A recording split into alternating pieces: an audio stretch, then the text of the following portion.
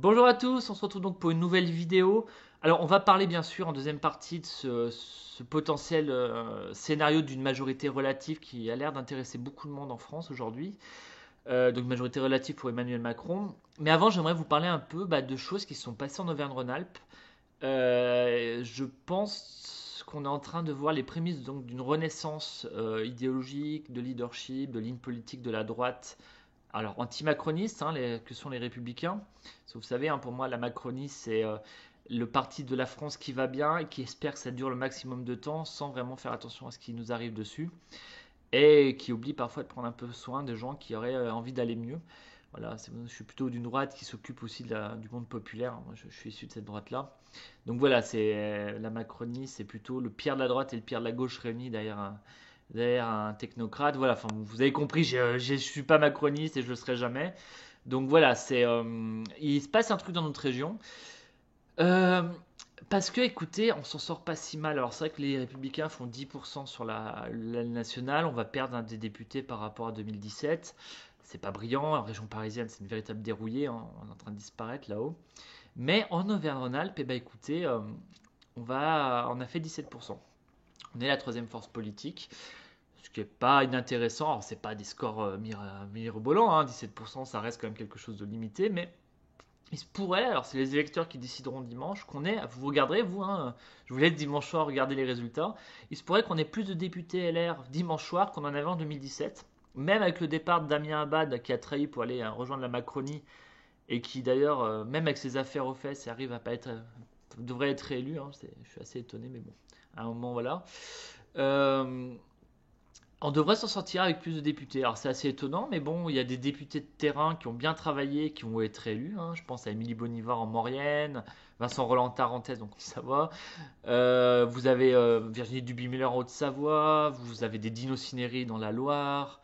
Fabrice Brun en Ardèche, Manuel Antoine dans la Drôme. Les deux députés du Cantal, Vincent Decker et Bonny, là, bon, eux, ça devrait bien se passer. Bon, la Haute-Loire, c'est un territoire, lui, il est bien ancré. Donc, avec Isabelle Valentin qui a Laurent Wauquiez en suppléant. Et puis, Peter Vigier, ça va normalement bien se passer. Et puis, on va conquérir les circonscriptions. Donc, celle de Yannick Noder en Isère. Bon, il faut aller voter, hein, bien sûr, hein. Surtout, ne vous ne démobilisez pas, c'est pas le moment. Mais il est bien parti après son premier tour. Et puis, moi, je pense qu'il y a Yannick Noder, qui est vice-président de Laurent Wauquiez à la région, et un autre vice-président de Laurent Wauquiez. Je pense à Jean-Pierre Tête dans la Loire, sur la circonscription entre Feur et Montbrison, qui est aussi bien parti. Donc voilà, il y a peut-être aussi la naissance d'une école, d'une ligne politique, d'une manière de faire de la politique qui a l'air de payer sur notre territoire, qui est liée à Laurent Wauquiez, hein, je vous le dis, hein, comme les campagnes se passent.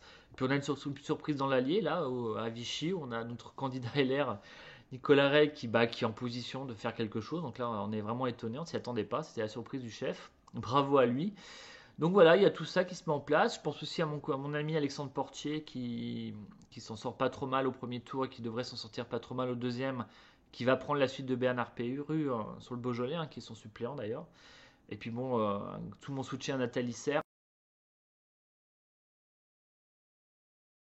Avant de commencer sur ce scénario de majorité relative, j'aimerais écarter un risque. Ne vous inquiétez pas, il n'y aura pas de crypto-bolchevique en la personne de Mélenchon à Matignon. C'est juste improbable. Là, écoutez, vous regardez les statistiques, ils sont vraiment à tour de 200, 220 maximum députés. Il en faut 289 pour une majorité absolue, donc il n'y a vraiment pas de risque.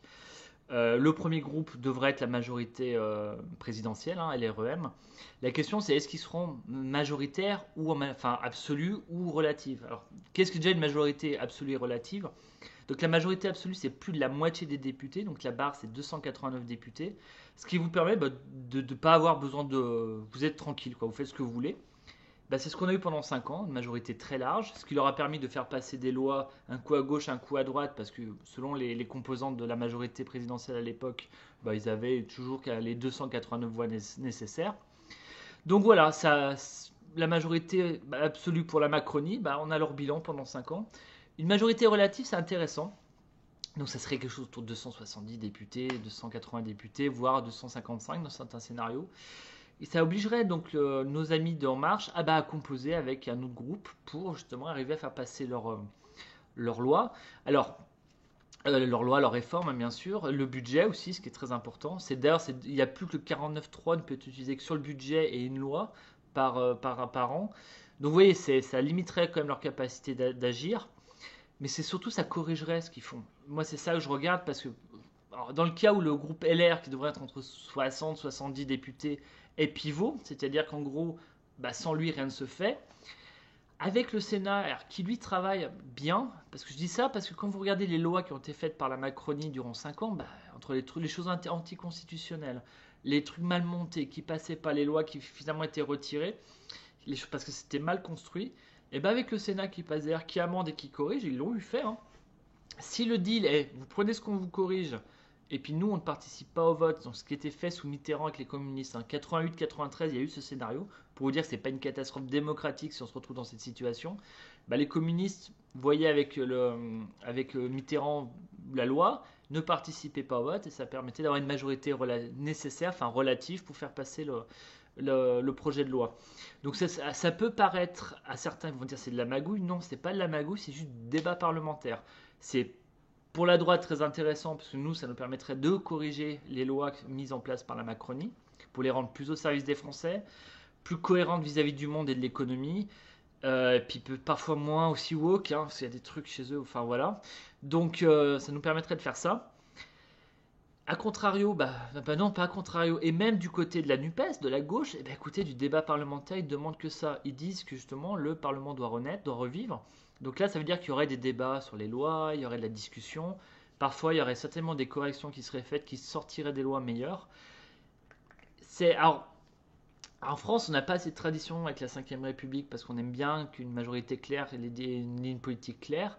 Mais là, vu ce qu'on a vécu pendant 5 ans, vu l'état du pays, je pense qu'un peu de débat au Parlement, démocratiquement, c'est pas inintéressant. Surtout qu'il y aura un groupe RN. J'espère qu'il y aura un groupe RN. Il faudrait qu'ils aient 15 députés. Bon, je pense qu'ils y arriveront. Ça apportera aussi une voix de cet électorat-là qui est pas bien représenté. C'est un vrai souci. Mais voilà, on arriverait à quelque chose d'intéressant démocratiquement au niveau de la qualité des lois. Parce que je vous dis, il faut corriger ce qu'ils font. Ils ont fait n'importe quoi pendant 5 ans. On l'a vu, hein, enfin, vous les avez vus. On a fini avec des émeutes, enfin des gilets jaunes dans tous les sens, une gestion, enfin bref. Je vous refais pas le bilan des 5 ans qu'on a passé.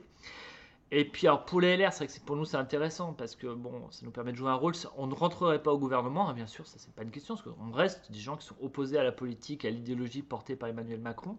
Mais on corrigerait certaines lois, on aiderait certaines lois à passer quand elles sont nécessaires au pays, nécessaires aux Français, qui elles vont dans le sens de leur qualité de vie, de leur sécurité, de l'économie, de leur emploi, de leur pouvoir d'achat. C'est un sujet très important. Voilà, donc on irait dans ce sens-là. De la gestion budgétaire d'État aussi, parce que à un moment, il faut faire attention à ce qu'on fait. Donc voilà, ce serait intéressant pour nous, pour les Français, et puis il y aurait peut-être un peu plus de débat démocratique. Alors ils en ont peur. La Macronie nous fait peur. Je dis Mélenchon c'est pareil, parce qu'ils ont peur de cette situation parce qu'ils ne pourront pas faire ce qu'ils veulent. Et tant mieux, je serais tenté de dire, parce qu'on a vu ce que ça donnait. Et donc là, ils vous feront un petit peu peur. Hein, mais bon, ils ont essayé pendant une semaine. Mais bon, comme je vous dis, 70% des Français ont l'air de plutôt être pour ce scénario-là.